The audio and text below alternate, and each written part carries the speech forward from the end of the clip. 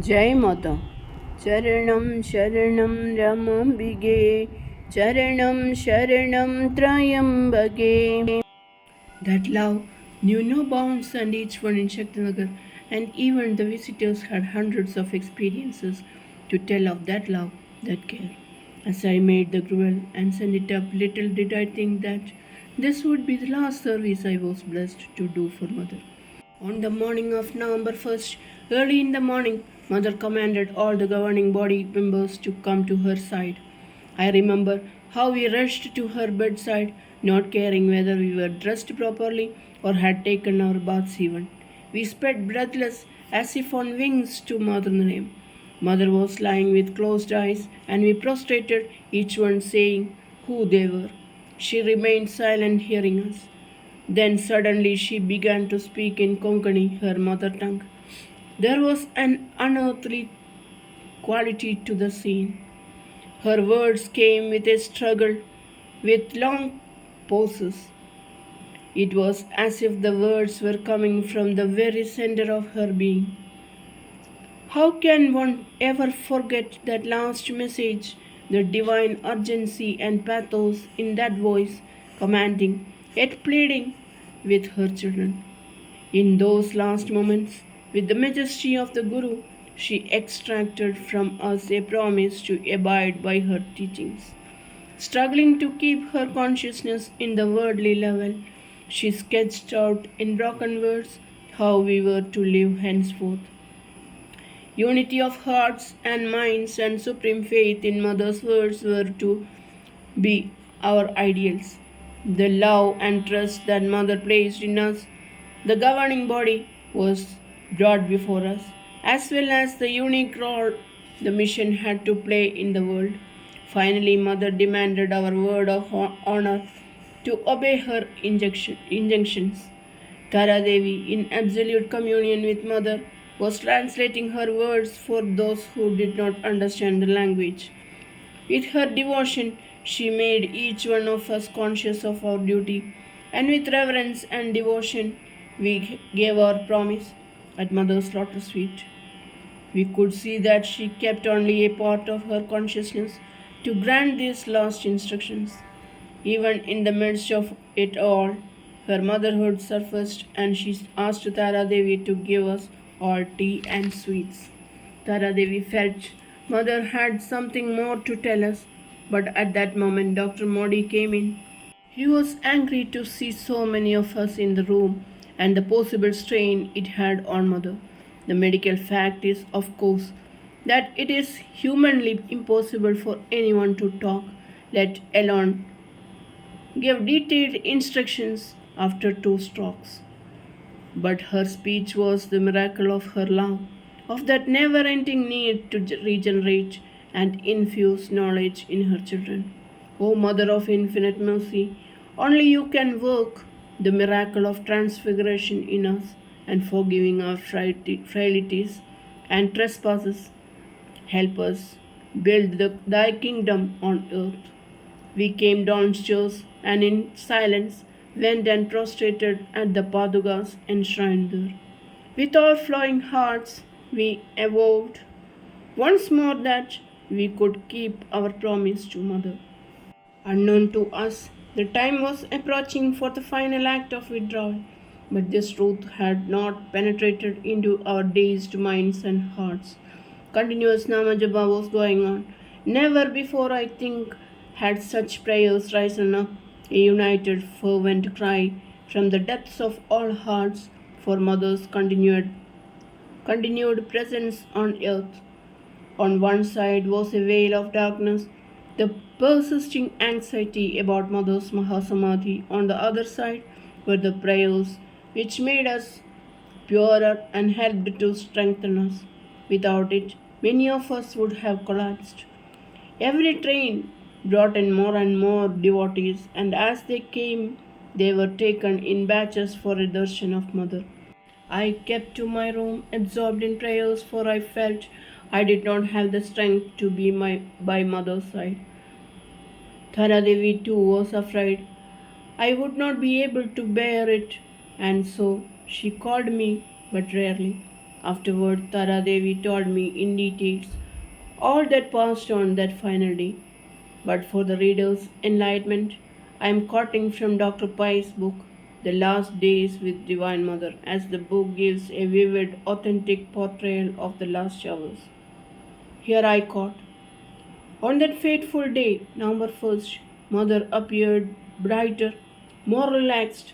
Everything was quiet. The doctor had come and gone. Looking at Tara, in a serene, detached, tender bhava of love, Mother said, I have sown a seed. Now you have to sow one. She closed her eyes and seemed to have withdrawn instantly into her depths. We could not understand what she meant. The language itself appeared to be mystical. Perhaps she meant that she prepared a successor, and it was for Tara to prepare her successor.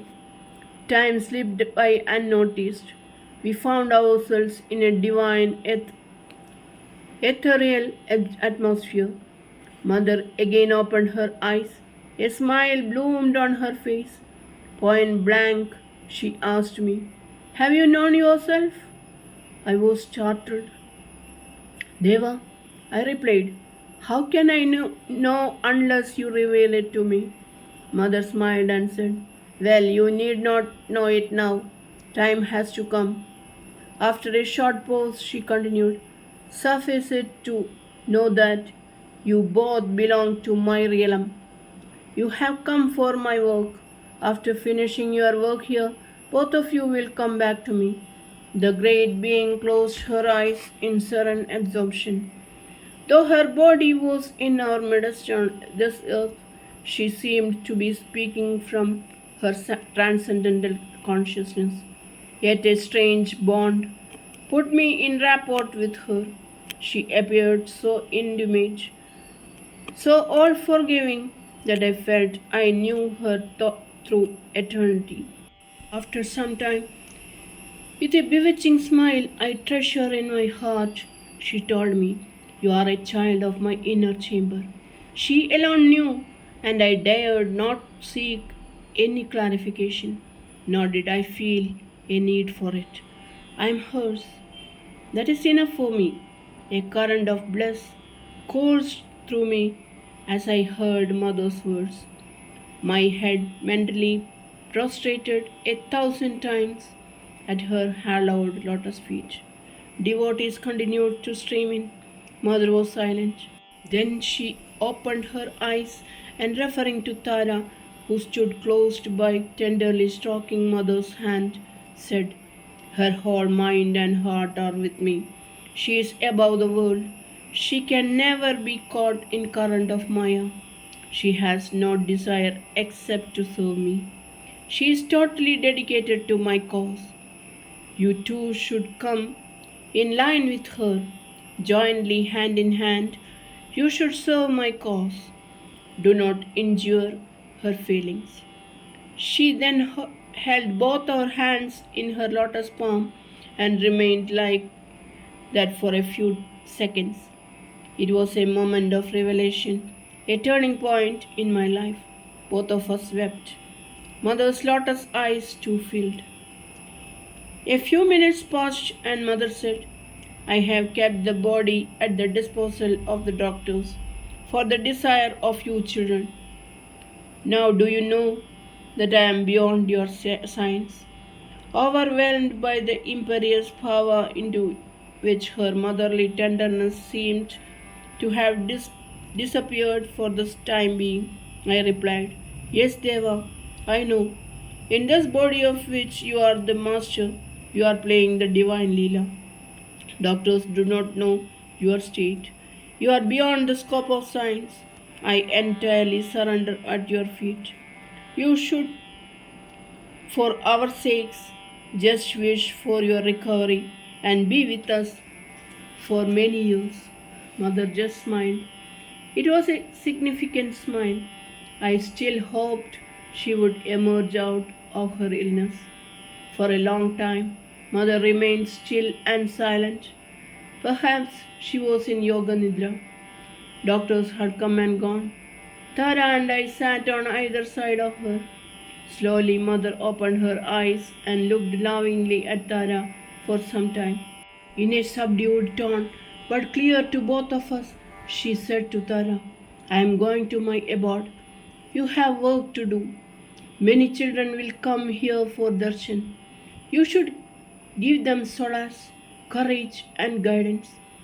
Please them, and I will be pleased. Tara explained later her mental state.